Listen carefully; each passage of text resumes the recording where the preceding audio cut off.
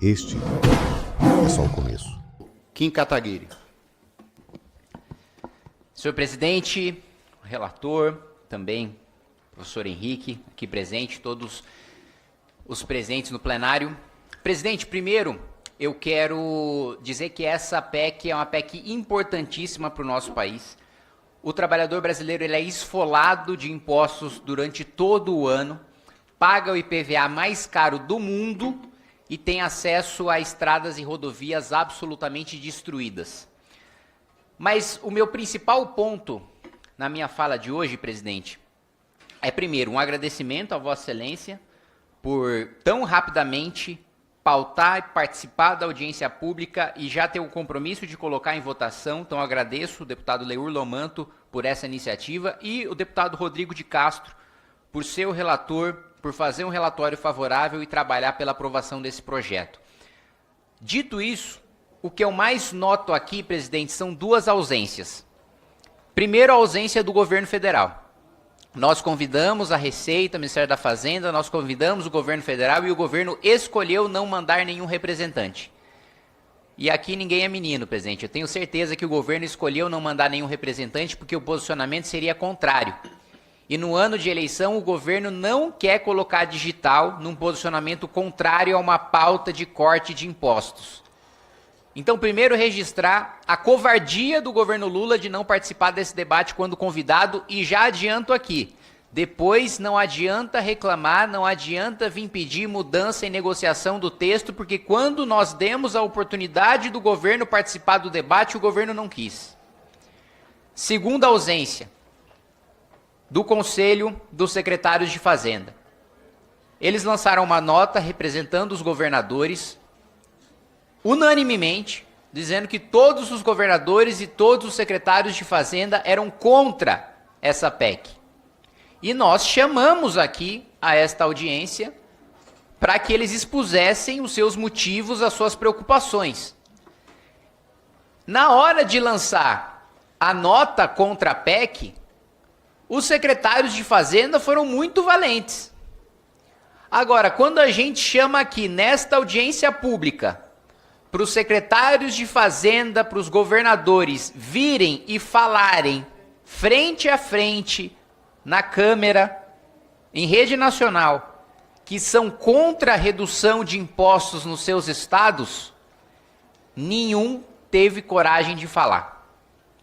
Se eles estão tão preocupados como eles argumentaram na nota, de que aprovar a PEC anti-IPVA era cortar impostos e financiamento de políticas públicas essenciais para o nosso país, por que não vieram aqui mostrar para a gente quais são essas políticas públicas que eles vão ter que cortar caso a gente aprove a PEC anti-IPVA? Por que não vieram para cá para fazer a defesa do seu posicionamento? Mais uma vez, porque os governadores e os secretários de Fazenda demonstraram a mesma covardia que o governo Lula demonstrou, de não ter coragem de expor o seu posicionamento publicamente aqui, cara a cara com a gente e encarando a população para dizer que são a favor da gente manter o maior IPVA do planeta, né?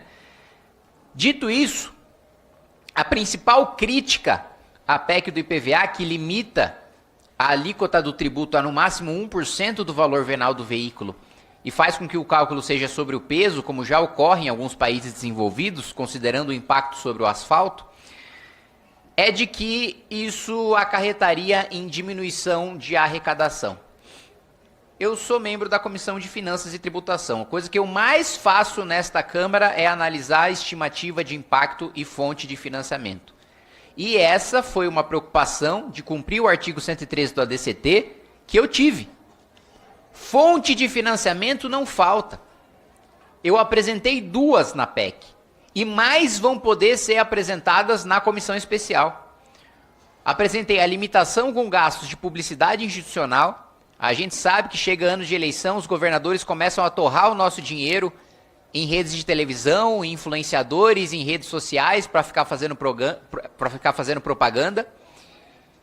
Eu, de vez em quando, faço lives na Twitch e estou vendo o governo federal colocar propaganda do pé de meia nas minhas lives, assim, o descaramento é tamanho que o governo Lula está fazendo publicidade no meu canal, presidente, colocando a propaganda para o meu público.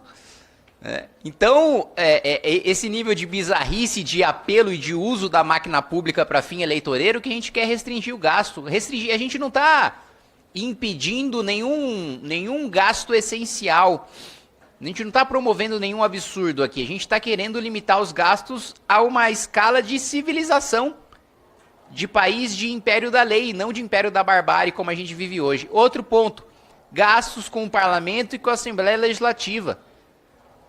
Nós costumamos, e eu sou muito crítico ao Poder Judiciário, eu escuto várias vezes aqui, inclusive eu mesmo falando, que nós temos um dos judiciários mais caros e privilegiados do mundo. Mas nós também temos um dos congressos nacionais e assembleias legislativas mais caras do mundo. Deputado Leur, deputado Rodrigo de Castro conhecem bem, e há vários casos ao redor do Brasil de assembleias que não é que os parlamentares tenham reembolso. Eles têm uma verba indenizatória que é 40, 50 mil, que por vezes caem direto na conta deles. É um dos maiores abusos que acontecem. Pelo menos na Câmara dos Deputados você tem a condição de ver exatamente o quanto o deputado está gastando e onde ele está gastando. Na Assembleia, muitas vezes, nem isso. Essas são as restrições. Mas se os governadores não estão satisfeitos ainda com as fontes que eu apresentei, existem outras fontes que podem ser colocadas na comissão especial e espero que os governadores tenham a coragem na comissão especial que eles não tiveram aqui na Comissão de Constituição e Justiça, de aparecer e de defender o seu posicionamento. Se a gente enfrentar os super salários, a gente está falando de uma economia de 15 bilhões de reais.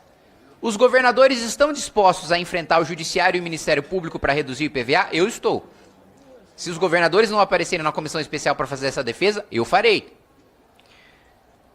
Os governadores têm a coragem de defender também o teto das despesas com publicidade, que eu já coloquei aqui, seria uma economia de 6,5 bilhões de reais. Teriam a coragem de enfrentar os privilégios tributários de 200 bilhões de reais que sai do dinheiro do trabalhador mais pobre para ir para o mais rico que tem poder de lobby no Palácio do Planalto e no Congresso Nacional? Eu tenho e eu estarei na comissão especial defendendo isso. Na comissão especial vou defender o privilégio da elite privada brasileira, de grandes empresários. Na comissão especial estarei enfrentando os privilégios do Judiciário e do Ministério Público, os gastos do próprio parlamento, do qual eu faço parte, das assembleias legislativas, e os gastos institucionais dos governos dos estados. Tudo isso para reduzir a alíquota de IPVA, que hoje é extorsão. Hoje é impossível, nenhum brasileiro é dono de carro no Brasil. Todo brasileiro toma o carro alugado do governo. Todo carro no Brasil é do governo e você só paga o aluguel para ele. É a maior concessionária que tem no Brasil, é o governo brasileiro, é o Estado brasileiro. Porque o que se paga em alguns anos de IPVA é o suficiente para você comprar um novo carro. E inclusive a gente tem um incentivo tão perverso de implementar uma alíquota mais dura. Eu conversava com o setor de transportes e eles diziam: Kim, vale mais a pena eu manter um caminhão velho que gasta mais gasolina, que agride mais o asfalto, que polui mais o meio ambiente, do que eu comprar um novo só por causa do imposto. Então, é um incentivo perverso econômico que a gente dá para o setor de transportes, é uma extorsão que a gente faz contra o cidadão, e por essa razão que eu vou lutar para que essa PEC seja aprovada o mais rápido possível. Se você gostou do vídeo, não se esqueça de deixar o seu like e se inscrever no canal O Futuro dos Cortes. Te vejo no próximo vídeo.